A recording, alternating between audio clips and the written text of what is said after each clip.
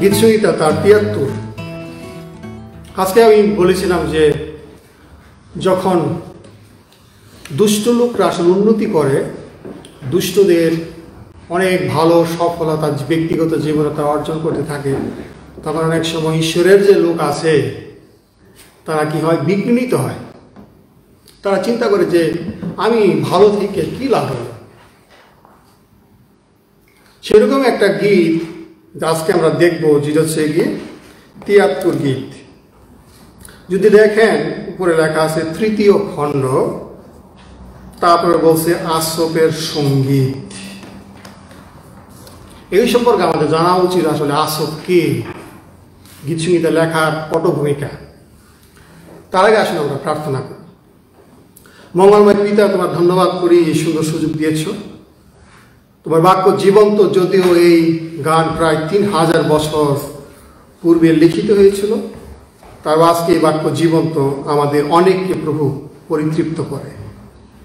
দুর্বল প্রভুকে তুমি আমাকে শক্তিশালী করো, যেন সবাই এই বাক্যের মধ্য দিয়ে তৃপ্ত হয়ে তোমার কাছে সমর্পিত করতে করতে জীবন যেন ধন্যবাদ করতে করতে তোমার কাছে তারা তোমার নামের গুণে বৃদ্ধি পায়। সঙ্গে থাকো, সঙ্গে চলো, এই প্রার্থনা যিশু তোমার নামে চাই, আমেন। আপনারা জানেন যে গীতসংহিতা ১৫০টা গীত আছে। কয়টা? এই ১৫০টা গীতের মধ্যে ৭৩টা গীত লেখছেন রাজা দাউদ। সেই জন্য কি সমস্ত গীত কিন্তু কে লেখে নাই? দাউদ লেখে নাই। এর মধ্যে অন্যান্য লেখক হচ্ছে কি আরো রয়েছে আসফ, যার লেখা আপনারা দেখতে পাচ্ছেন, উপরে লেখা আছে আসফের সঙ্গীত। তারপরে লিখছে কারা? পুরোহ সন্তানরা। তারপরে লিখছে ইজরা, তারপরে লিখছে মসি, তারপরে লিখছে সলোমন। এরা ছিল মূলত গীতসংহিতার লেখকদের অন্যতম। যেটা আজকে দেখছেন যে বাইবেলে গীতসংহিতা কিন্তু 5টা খণ্ড আছে। কয়টা? এর মধ্যে আমরা কোন খণ্ড দেখছি আজকে? ৩য় খণ্ড। ৩য় খণ্ডের যে লেখক তিনি হচ্ছেন আসফ।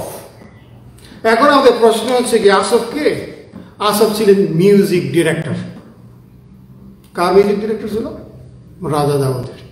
রাজা দাউদের ৩ জন মিউজিক ডিরেক্টর ছিল, তারা খুবই পারদর্শী, দক্ষ মিউজিশিয়ান, এবং তারা ভাবাবাদী পর্যায়েও তারা পড়ে। সেজন্য আমাদের অবশ্যই আমাদের বিশেষ করে আমাদের দেখতে হবে প্রথম বংশাবলী 25 অধ্যায়, এই নাম আছে ওখানে। আমরা যদি প্রথম বংশাবলীতে যাই, সেখানে দেখবেন 3 জন মিউজিশিয়ানের নাম আছে।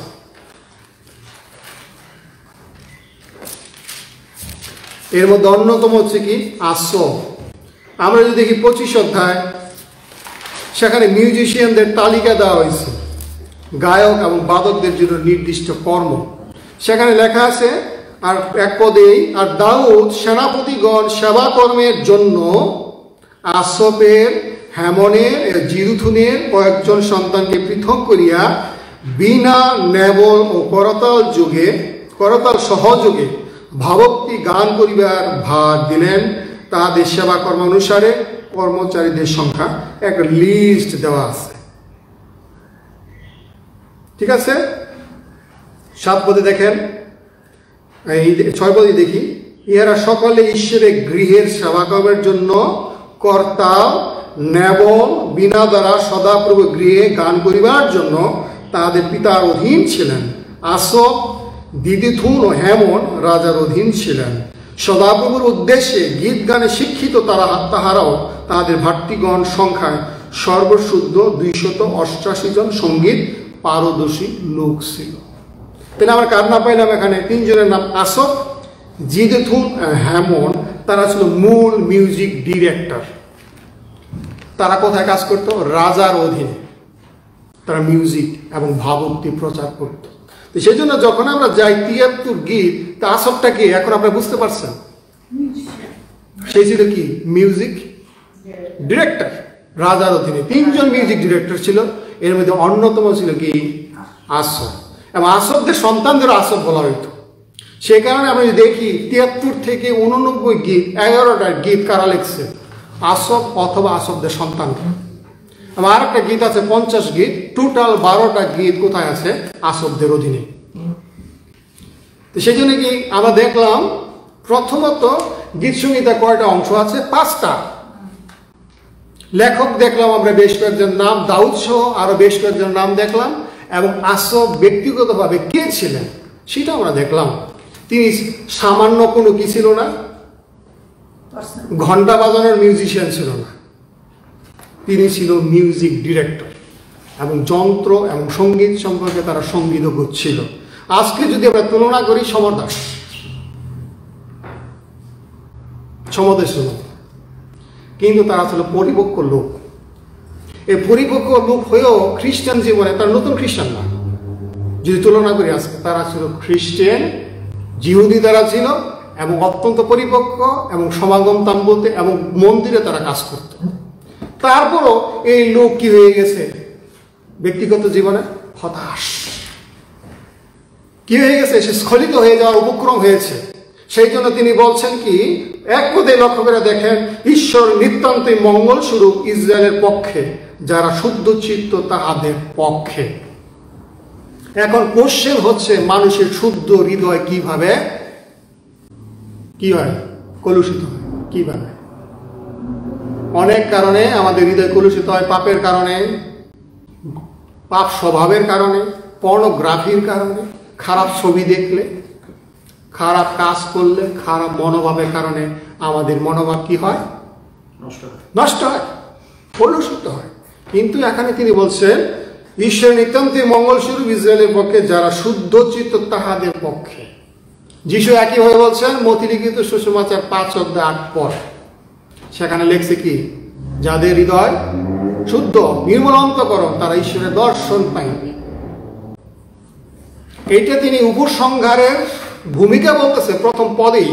তারপরে তিনি বলতেছেন কি, তার সমস্যার কথা বলতেছে। কিন্তু আমার চরণ প্রায় টলিয়েছিল, আমার পাদক প্রায় স্খলিত হইয়াছিল, কারণ যখন দুষ্টিরা কল্যাণ দেখিয়েছিলাম, তখন গর্বিত বিশ্বাস করেছিলাম। তাহারা মৃত্যুকালে যন্ত্রণা পায় না, বরং তাদের কলবে হৃষ্টপুষ্ট। তাই মানে কি, তারা এত আরামপ্রদ ছিল জীবন, তারা মৃত্যুতে আরাম করতেছে, তাদের কোনো রোগ নাই, এবং তারা মৃত্যুবরণ করলে হাজার হাজার লক্ষ মানুষ কি করতে আসে? কবর দিতে আসে। জিহুদীদের যে কবর দেওয়ার যে রীতিনীতি ছিল, ভাড়া করত লোকজন। ভালো ভালো যারা ছিল শক্তিশালী, কান্নাকাটি করার জন্য ভাড়া করত লোক, এবং এটা চলতে থাকলো বেশ কিছুদিন যাব। যার যত পয়সা বেশি ছিল তত বেশি লোক ভাড়া করত, তারা যেন কি করতে পারে, সঠিকভাবে তারা কি করতে, সুখ করতে পারে। এবং তারা এরকম কি, মৃত্যুতে তাকে কোনো সমস্যা নাই, আরাম করতো জীবন, কোনো যন্ত্রণা পায় না। যন্ত্রণা পায় না কি, তারা বিছনায় পায়খানা করে না, তাদের শরীরে কোনো রোগ নাই, তারা দিব্যি হাঁটতেছে, চলতেছে, কোনো সমস্যা নেই, হার্টের কোনো প্রবলেম নাই, ডিজিজ নাই, কিছু নাই। সেই জন্য কি বলছে, তারা মৃত্যুকালে যন্ত্রণাও পায় না, তাদের কলের হৃষ্টপুষ্ট, মানে কি, তারা সব দিক দিয়ে কি, সব দিক দিয়ে ভালো আছে। ছেলেমেয়েরা খুবই শক্তিশালী, হ্যান করতেছে, ত্যান করতেছে, বড় বড় পার্টি দিয়েছে 5 স্টার হোটেলে। এগুলো কেনা দেখতেছে? আসব। সে আসব দেখতেছে কি, এই সমস্যা। সে দেখে বলতেছে কি, আমি কি করতেছি, সে বলতেছে পরে, মর্তের ন্যায় কষ্ট তাদের হয় না, মানুষের মতো তারা আহত হয় না, কোনো প্রবলেম নাই, অ্যাক্সিডেন্ট নাই, কিচ্ছু নাই তাকে সমস্যা। এই জন্য অহংকার তাদের কণ্ঠের হাড়, মানে কি গলার মালা হয়ে গেছে, সোনার হীরার গলার মালা তাদের অহংকার। কারণ তারা জানে ঈশ্বর বলে কিছু নাই। দুষ্ট বলতে কারা খায়? দুষ্ট বলতে কি বুঝেছি, কারা? দুষ্ট তারাই। আমরা যদি পড়তাম 2 থিসসলুনিকীয় 1:8 সেখানে লেখা আছে দুষ্ট কারা। দুষ্টের সংজ্ঞা বাইবেলে কথা বলছে, যারা ঈশ্বরকে জানে না এবং যারা সুসমাচারের বাধ্য হয় নাই, তারা দুষ্ট। দুষ্ট কারা? প্রথমত যারা ঈশ্বরকে জানে না, নাম্বার 2 যারা সুসমাচারের কি হয় না, বাধ্য হয় না, তারাই দুষ্ট, এবং যিশু যখন আসবে আগুন দিয়ে তাদের কি করবে? নিক্ষেপ করবে আগুনে। এই দুষ্টরা আরাম প্রত জীবনযাপন করতেছে, তাদের গলার হার হয়ে গেছে কি দৌরাত্ম। দেখছেন না, আচ্ছাদন করে কি দৌরাত্ম বস্তবৎ তাদের আচ্ছাদন করে। পরে প্রথমে লিখছে কণ্ঠের হার বোধ, গলার হার, গজমতির মালা। গজমতির মালা দেখছে, একে গলা থেকে শুরু করে পেট পর্যন্ত গজমতির। কিসে ঢাকায়? স্বর্ণা হীরাই না, দৌরাত্মে। তাদের চক্ষু মেয়েদের ঠেলে ওঠে, তাদের মনের সংকল্প অপরিমিত। তারা বিদ্রুপ করে, দুষ্টতা উপদ্রবের কথা কয়, তারা দর্প কথা কয়, কথায় কথায় অহংকারের কথা, কথায় কথায় গর্বের কথা। আমি এটা করবো, ওটা করবো, ওইটা করবো। জীবনে বলতো না ঈশ্বরের যদি সাহায্য করে। তারা সবসময় বড় বড় প্ল্যান করে, সফল হচ্ছে তারা। তার আকাশের মুখে রাখিয়াছে এবং তাদের জিভে পৃথিবীতে বিহার করে। আকাশে মানে কি? স্বর্গের বিরুদ্ধে মুখ রাখছে। কে ঈশ্বর? ঈশ্বর বলে কিছু না। আমি নিজে প্ল্যান করি, আমি আমার ভাগ্য বিধাতা, আমি নিজেই প্রয়োগ করি। এগুলো কেনা দেখতেছে? আসব দেখতেছে। আসব দেখতেছে আমার আশেপাশে যেসব লোকগুলা এরকম দুষ্ট লোক গিয়ে আমার চোখের সামনে এরকম। এই জন্য তাদের জনতা সেই দিকে ফিরে, আর জনতা তাদের কথায় নাচে। তাদের মিছিলে লক্ষ লক্ষ মানুষ, তারা যা বলে তা করে। তাদের লিডারদের জন্য তারা কি দিতে পারে? জীবনও দিতে পারে। আর তাদের কথা জলে নিয়ে গিলিতে থাকে। দেখবেন তাকে জনসভায় কি লক্ষ লক্ষ জনসভা আছে, কথা গিলতেছে, যা বলতেছে। আর তাহারা বলে ঈশ্বর কি রূপে জানিবেন? পরপরে কি জ্ঞান আছে? তার মানে কি? তার ঈশ্বরের বিশ্বাস করে না, ঈশ্বরকে জানে না। কেডা ঈশ্বর? তারা বলতেছে যে তোমাদের যে বই আছে, কিতাব আছে, বাইবেল আছে, ওইগুলো তো লিখিত, আসলে আমরা কিছু দেখতেছি না, ঈশ্বরের বিচার দেখতেছি না। অনেক সময় ঈশ্বর কি করে বিচার কি আস্তে আস্তে ইনস্ট্যান্ট করে না। তো সেই কারণে কি সেই বিচারের কথা তারা কি করতেছে? অমান্য করতেছে, কোনো গ্যারান্টি করতেছে না। তারা বলে কি ঈশ্বর কি রূপে জানিবেন? মানে কি ঈশ্বর কিছু জানে না, তাদের ডেস্টিনেশন সম্পর্কে কোনো আইডিয়া নাই ঈশ্বরের। 12 ইহারা দুর্জন, এরা চিরকাল নির্বিঘ্নে থাকিয়া ধন বৃদ্ধি করে যাচ্ছে। এই দুষ্টদের অন্যতম একটা সাইন কি? তারা নির্বিঘ্নে ধন সঞ্চয়। এত ধন সঞ্চয় করতেছে, তা বড় তৃপ্ত হয় না, তাদের আরো লাগবে। যিশু যেরকম এই উদাহরণ দিচ্ছিল না ধনী ব্যক্তির কথা, সে কি করছে? সমস্ত গলা ঘর ভাঙ্গিয়া কি করছে? বড় করছে, আরো বানাইছে। এবং সে চিন্তা করছে এখন থেকে আমি খামো আর ফুর্তি করবো। কিন্তু সেদিন ঈশ্বর বলছে কি, আজকে তোমার জীবন তোমার কাছ থেকে কি করে নেওয়া হবে, শেষ। তাদের একটাই প্ল্যান, কি করবে? ধন বৃদ্ধি করবে। তারপর সে তার দুঃখের কথা বলতেছে, আসো আমি ছাতা করছি জীবনে। কি করছি? ছাতা করছি। কি করলাম এখানে? আমি নিশ্চয় বিধায় চিত্ত পরিষ্কার করিয়াছি, নির্দোষতায় হস্ত প্রক্ষালন করিয়াছি। মানে কি? আমি মন্দ কাজে আমার কি জড়াই নাই। আমার ঘুষ খাওয়ার সুযোগ ছিল, চুরি করার সুযোগ ছিল, আজকে আমি এই বউ বাচ্চা নিয়ে কষ্ট করতেছি। কেন? কেন আমি কষ্ট করতেছি? আমার সুযোগ ছিল ধনী হওয়ার। কেন আজকে আমি রাস্তায় থাকবো? কেন আমি তাদের মুখে খাবার দিতে পারছি না? আজকে যদি ওই যে জীবনে আমার একটা সুযোগ আসছিল, যদি কাজে লাগাই দিতাম, আজকে তো আমার এই অবস্থা হয় না। আসব বলতেছে এই কথা। সেই পরে কেননা আমি সমস্ত দিন আহত হইয়াছি, প্রতি প্রভাতের শাস্তি পাইয়াছি। 15 পদ বলছে, যদি আমি বলিতাম এরূপ বর্ণনা করিব, তবে দেখো তোমার সন্তানদের বংশের প্রতি বিশ্বাসঘাতক হইতাম। আমি তা বুঝিবার জন্য চিন্তা করিলাম, কিন্তু যাহা যাব দৃষ্টিতে কষ্টকর হইল। এতক্ষণ আলোচনা করছে। প্রথমত দেখছি দুষ্টদের কর্ম, দ্বিতীয়ত দেখলাম আসবের কষ্টের কথা বর্ণনা করছে। এখন আমরা দেখবো এখানে কি যতক্ষণ পর্যন্ত সে গির্জায় না গেছে ততক্ষণ পর্যন্ত পরিষ্কার হয় না। কোথায় কোথায় গেছে সে? গির্জায় গির্জায় গেছে। সেখানে লেখছে কি, যাবৎ আমি ধর্মধামে প্রবেশ না করিলাম তাহাদের শেষ ফল বিবেচনা না করিলাম। আমাদের খুবই গুরুত্ব দিতে হবে কি গির্জায় আসা। পুরাতন নিয়মে যখন কথা বলতেছে তখন ছিল সমাগম তাম্বু, তখন পর্যন্ত মন্দির হয় না। মন্দির কে বানাইছে? সলোমন। আসব ব্যক্তিগত জীবনে যখন এসব তামসা দেখতেছে, দুষ্টদের দেখে নিজে স্খলিত হওয়ার উপক্রম হয়েছে, তখন এগুলো চিন্তা করতেছে, মেন্টালি সে আপসেট। তখন তিনি কি করলো? গির্জায় গেছে। আজকের দিনে গির্জায় কি হয়? আমি একটা রিপোর্ট দেখতেছিলাম, যারা নিয়মিত গির্জায় যায় তাদের হার্ট ভালো থাকে। যারা নিয়মিত গির্জায় যায় তারা ঈশ্বরের কাছাকাছি আসার সুযোগ পায়। যারা নিয়মিত গির্জায় যায় তাদের স্বাস্থ্য ভালো থাকে। যারা নিয়মিত গির্জায় যায় তা ঈশ্বরের সাথে যোগাযোগ করার সম্পর্ক পায়। যারা গির্জায় যায় অন্য ভাই বোনদের সাথে যোগাযোগ করার সম্পর্ক পায়। যারা গির্জায় যায় তারা কি পায়? তাদের প্রার্থনা দেওয়ার সুযোগ হয়। যারা গির্জায় যায় শাস্ত্র পাঠ তারা দেখে। যারা গির্জায় যায়, কারণ গির্জায় যখন যায় ঈশ্বর প্রথমত তাদের পবিত্র বাইবেলের মধ্যে দিকে কি করে? প্রকাশ করে। এটা আমি ঘরে গিয়ে সম্ভব না। এই জন্য আমরা যদি দেখতাম ইব্রিয় 10 অধ্যায় যদি পড়ি 25 পদ, সেখানে এই কথা বলছে। এখন মানুষ দেখেন, এখন বিভিন্ন কারণে মানুষ গির্জায় আসতেছে না, কিন্তু তারা কিন্তু শপিং সেন্টারে যাইতেছে, যায় না?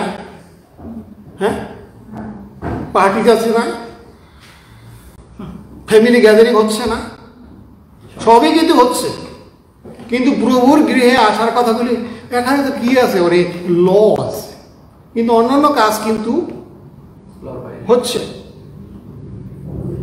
আমাদের যে ক্যাপাসিটি আছে চার্চে, কিন্তু রেগুলেশন মানার পরও ক্যাপাসিটি আছে। শুধু আমাদের চার্চের কথা বলতেছে, অন্য চার্চের কথা বলতেছে, তারা কিন্তু সবকিছু করতেছে আনন্দ ফুর্তি, কিন্তু গির্জা আসতে।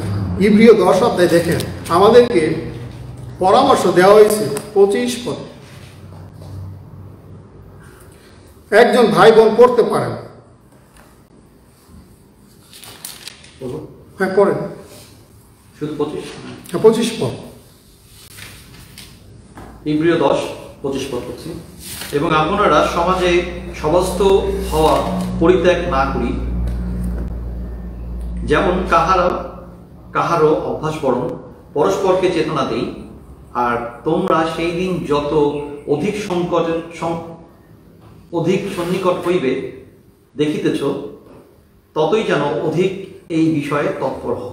হ্যাঁ, ইব্রিয় চার্চে যারা জিহুদি থেকে খ্রিস্টান হয়েছিল তাদেরকে, তারা কিন্তু অনেক অত্যাচারের মধ্যে দিয়ে যাইতেছিল সেই সময়। তারা শুধু ইব্রিয় খ্রিস্টান, যাদের ব্যাকগ্রাউন্ড ছিল জিহুদি, তারা খ্রিস্টান হয়েছে। যখন খ্রিস্টান হয়েছে তখন দেখা গেছে কি অনেক লোক বিশ্বাস থেকে স্খলিত হইতেছিল, কারণ তারা নির্যাতনের সম্মুখীন হয়েছে। এবং তাদেরকে বলছে তোমরা সভা পরিত্যাগ করবা না। বলছে না কেন? অনেকের স্বভাব ছিল সেই সময়, আপনারা সমাজের সমস্ত হওয়া পরিত্যাগ না করি, যেমন কাহারো অভ্যাস বরং পরস্পরকে চেতনা দেই। আর তোমরা সেই দিন যত যদি সন্নিকট হইতে দেখিতেছ, ততই যেন অধিক এই বিষয়ে তৎপর হই। অর্থাৎ দ্বিতীয় আগমন পর্যন্ত প্রত্যেক খ্রিস্টানদের, অন্য খ্রিস্টানদের চেতনা দেওয়ার কথা বলছে, তারা যেন কি করে? সভা ত্যাগ না করে। পবিত্র সভা, যেখানে খ্রিস্টের নাম, ঈশ্বরের নাম গৌরবান্বিত হয়, উচ্চারিত হয়, প্রশংসিত হয়, ওই জায়গা ওই সভা যেন খ্রিস্টানরা কি না করে? ত্যাগ না করে। এবং বলছে একজন খ্রিস্টান অন্য খ্রিস্টানকে কি দিবে? চেতনা দিবে, রিভাইভ করবে, তাদের নিয়ে আসবে, চলো যাই প্রভুর গৃহে। সেই জন্য সে যখন আসছে গির্জার মধ্যে আজকে, তখন সে বুঝে বাড়াইছে বিচারের কথা। দুষ্টদের জন্য তো বিচার অপেক্ষা করতেছে। কোথায় বিচারের কথা আছে? বিচারক কে আসলে? শেষ বিচারক হয়েছে কে? যিশু। আমরা যদি জন লিখিত সুসমাচার 5 অধ্যায় পড়তাম, সেখানে লেখা আছে 20 থেকে 25 পদের মধ্যে যিশু হয়েছে শেষ বিচারক। আমরা যদি প্রেরিত 17 অধ্যায় 31 পদ পাঠ করতাম, সেখানে লিখতে পাই কি যিশু কি শেষ বিচারক, আর শেষ বিচারের সাইন কি, চিহ্ন কি, যিশু মৃত্যু থেকে পুনরুত্থিত হয়েছে। আমরা যদি 25 অধ্যায় পড়তাম, সেখানে শেষ বিচারের বর্ণনা করা হয়েছে। আমরা যদি বিশেষ করে সেই মার্ক লিখিত সুসমাচার পড়তাম 13 অধ্যায়, শেষ বিচারের কথা লেখা আছে। আমরা যদি 2 থিসসলুনিকীয় 1 অধ্যায় 8 পদ পাঠ করতাম, সেখানে শেষ বিচারের কথা বলা হচ্ছে। আর এই বিচারককে যিশু।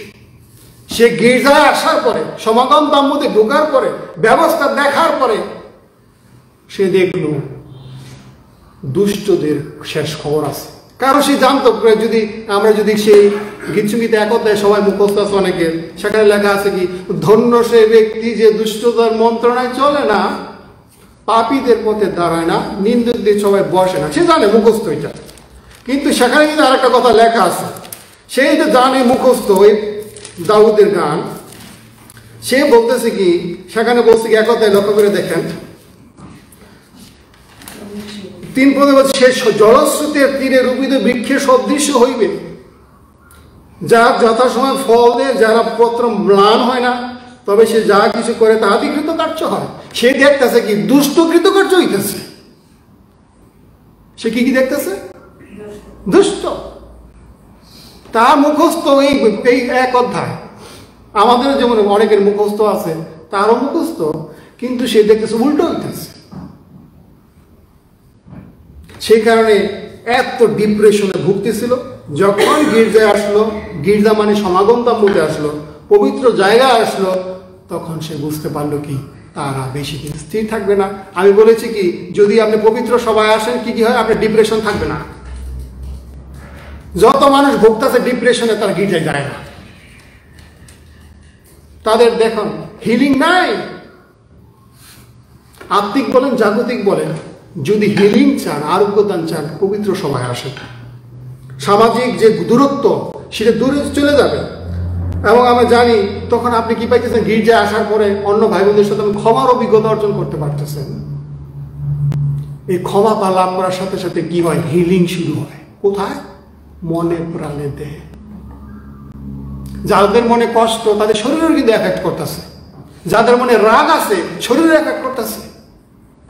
রাগের কারণে শরীর থেকে এক ধরনের হরমোন কি হইতেছে, বের হইতেছে, যেগুলো আপনি কিলিং করতেছে, আপনার কোষকে প্রভাবিত করতেছে।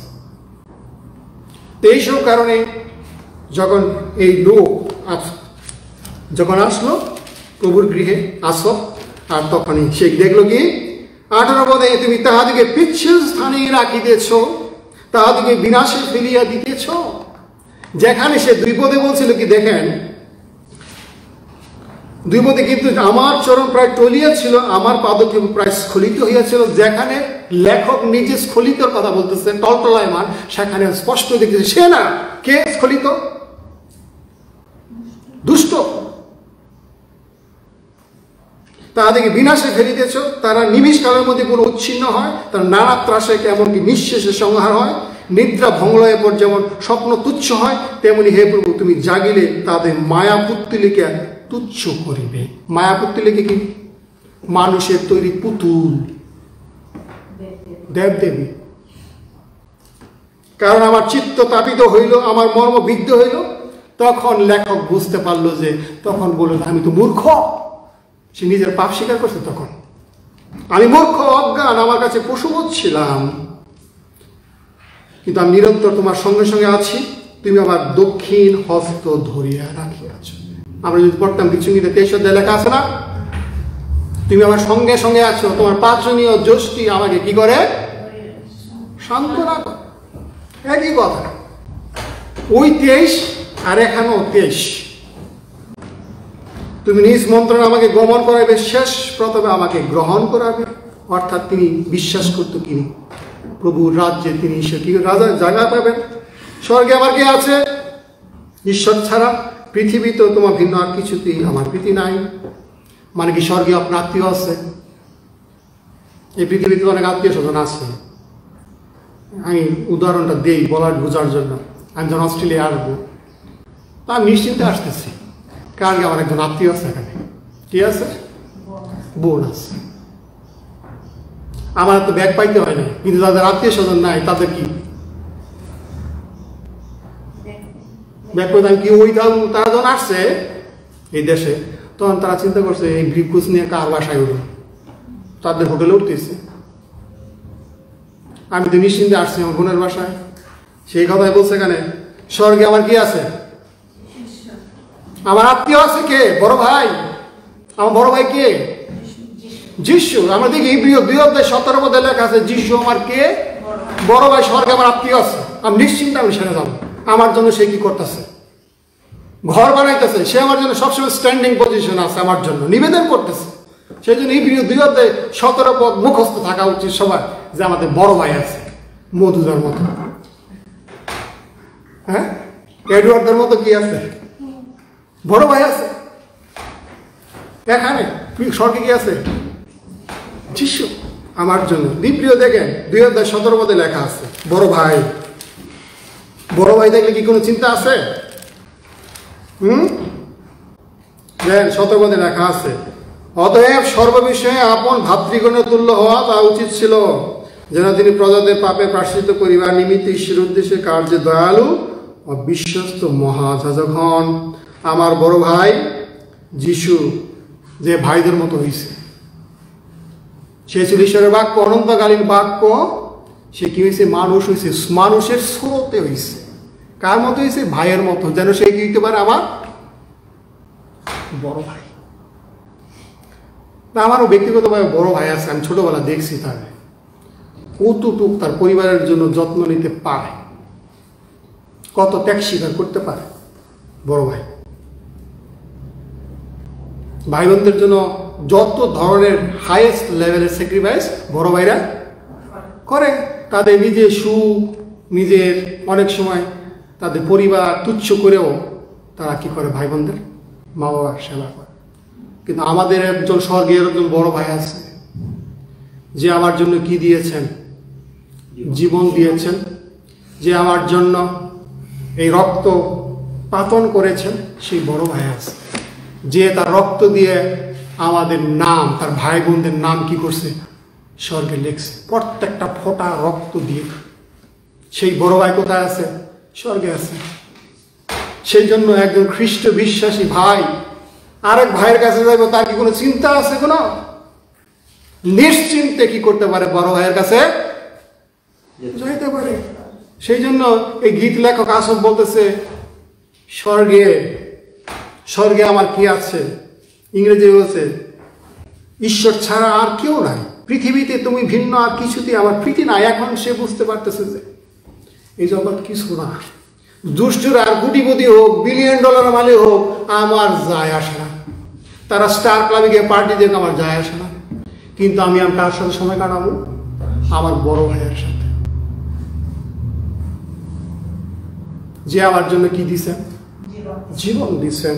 তখন সে কন্টিনিউ করতেছে, আমার মাংস আমার চিত্ত ক্ষয় পাইতেছে, তথাপি ঈশ্বর চিরকাল আমার চিত্তের শৈল ও আমার দায়াংশ।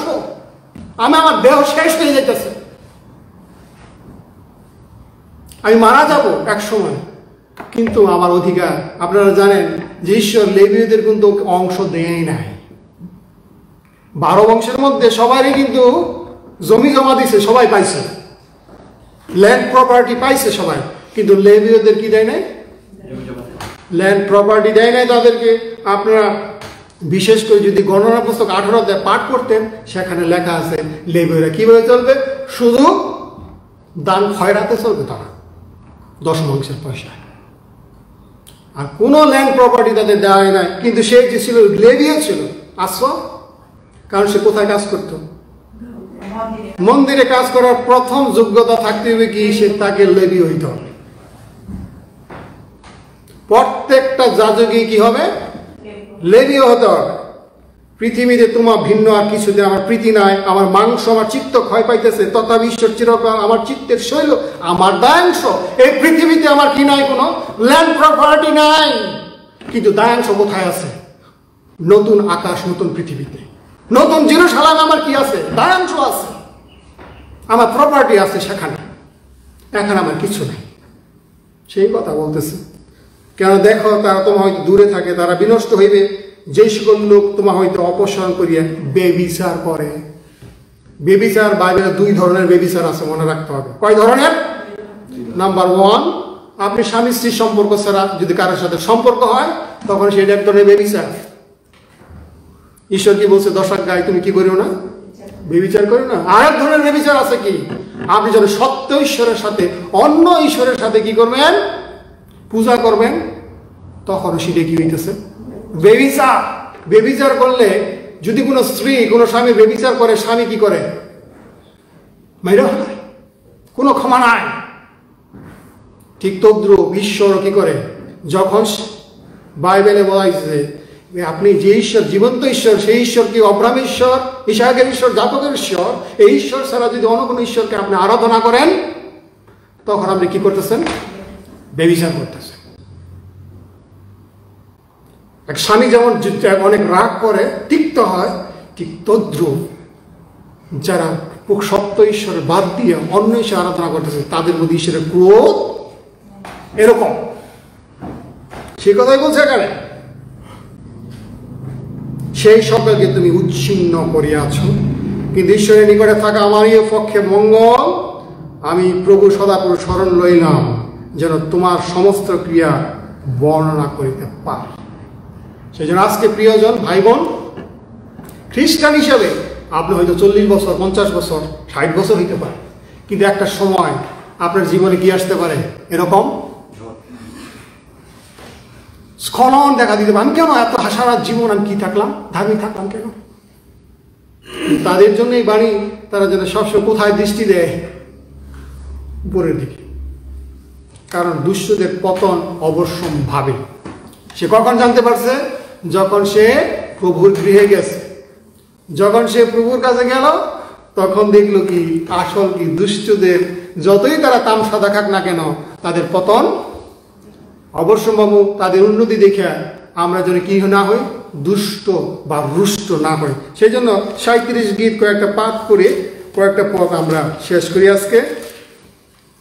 37 গীত, সেখানে লেখা আছে, কয়েক পেজ আগে দেখে লেখা আছে, তুমি দুরাচারদের বিষয়ে রুষ্ট হইও না, অধর্মচারীদের প্রতি ঈর্ষা করিও না, কেন তারা ঘাসের ন্যায় শীঘ্র ছিন্ন হইবে, হরিদ্রের ন্যায় ম্লান হইবে। সদাপ্রভুতে নির্ভর করো, সদা আচরণ করো, দেশে বাস করো, বিশ্বস্তর ক্ষেত্রে চলো। আমরা যদি দেখি এই 10 পদে দেখেন, আর ক্ষণকাল পরে দুষ্ট লোক আর নাই, তুমি তাহার স্থান তত্ত্ব করিবে, কিন্তু সে আর নাই। কিন্তু মৃদুশালারা দেশের অধিকারী হইবে, শান্তির বাহুলে আমোদ করিবে। তো সেই জন্য কি দুষ্ট খুবই ক্ষণস্থায়ী। এই গীত পড়লে আপনারা বুঝতে পারবেন অনেক অনেক আছে, অনেক অনেক কথা আছে, এগুলো ব্যক্তিগত জীবনে আপনারা পড়তে পারেন। কিন্তু আজকে আসবের দুঃখটা অনেকের আমাদের থাকতে পারে। কিন্তু মনে রাখতে হবে, যখন সে কোথায় আসছে? ঈশ্বরের গৃহে আসছে। সে বুঝা মারাইছে যে দুষ্টদের পতন অবশ্যম্ভাবী। আর এখন দুষ্ট কারা? যারা ঈশ্বরকে জানে না এবং যারা সুসমাচারের বাধ্য হয় না, তারাই দুষ্ট। তারা কি করবে? শেষ হয়ে যাবে। কিন্তু ঈশ্বরের লোক, তার যে বড় ভাই আছে স্বর্গে, তার সাথে সাক্ষাৎ করার জন্য ঈশ্বর কি করতেছে? তাদেরকে তৈরি করতেছে। এই ঈশ্বরের ক্ষুদ্র বাক্যের মধ্যে দিয়ে সবাইকে কি করুন? আশীর্বাদ করুন। আমেন।